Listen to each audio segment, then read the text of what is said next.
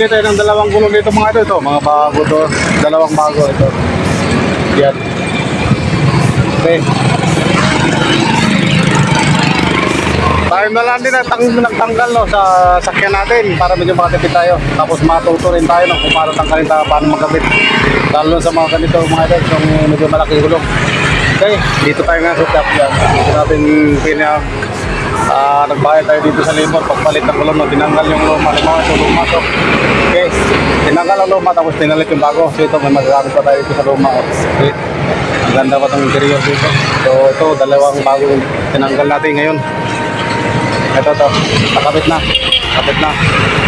Okay, itong spare din natin na ro.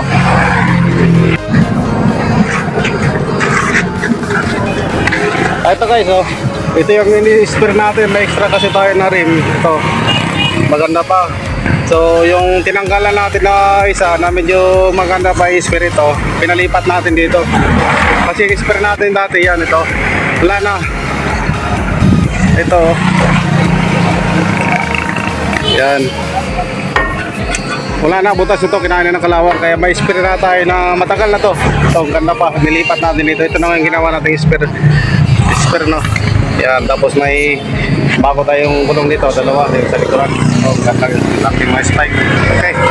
Ito muna ginawa natin guys. Palit tayo ng dalawang gulong. Mga after 1 month siguro, palitan din natin sabay yung kabilang gulong kasi ang nangyari sa counter natin sa bandang huli ito sa ulihan.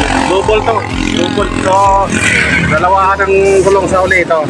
So ang gagawin natin dito to, magkatabi itong dalawang bago. Tapos yung sa kabila na side, puro luma. After mga 1 month, pilihan natin ulit ng bago rin yung dalawa.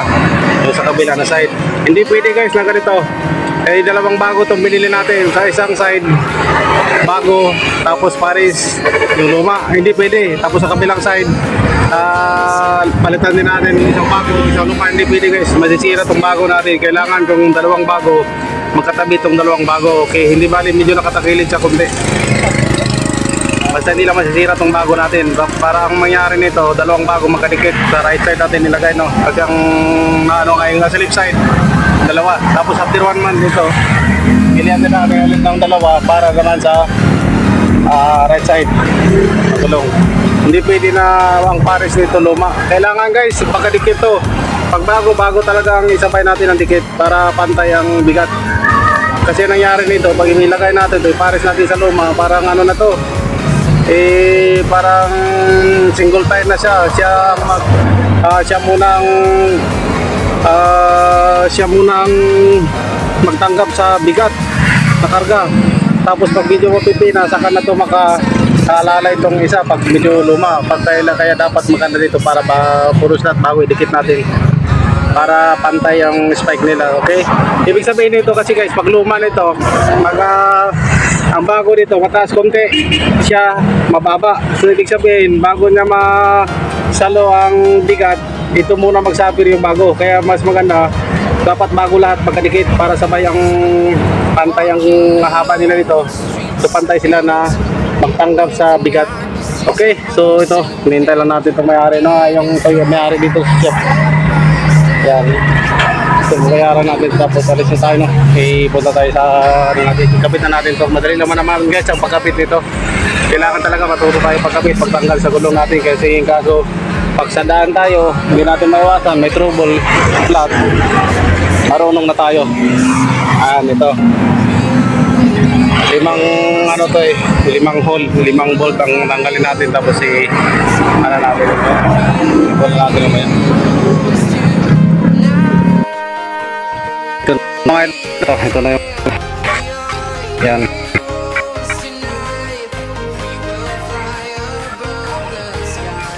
Okay. Ito pala ito, kanyang bolt. Baliktaran to guys, no? Oo, sa upa tayo sa ito, no? Tanggalin natin to lahat muna. So, ang luwag nito.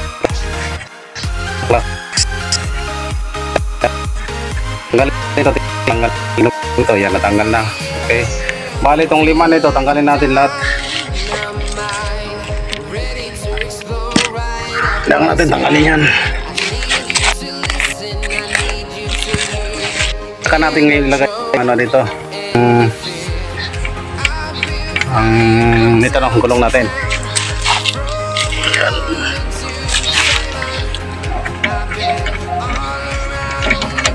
Parang ano lang tayo, tignan nyo to, may thread din doon sa loob. Ito yung nakasuksok dito. Pag malagay na natin yung isang gulong nito, saka na natin ilagay ito na ito. Tapos may thread din siya ulit. Yan. Okay, tanggalin ko muna no. Tapos balikan ko na lang kayo mga yan.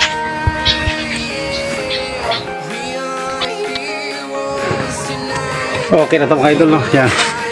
Okay, nasabat na natin. Yan, medyo pinangisan lang tayo dito no.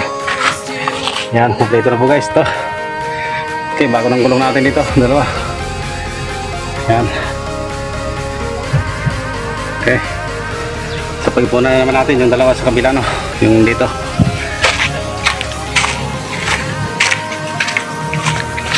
Yan ito.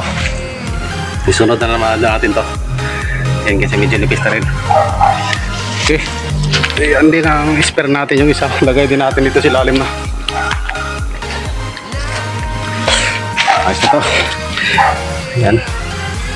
Okay. Tatanggalin na lang natin ng jack natin dyan. Yung dalawang jack.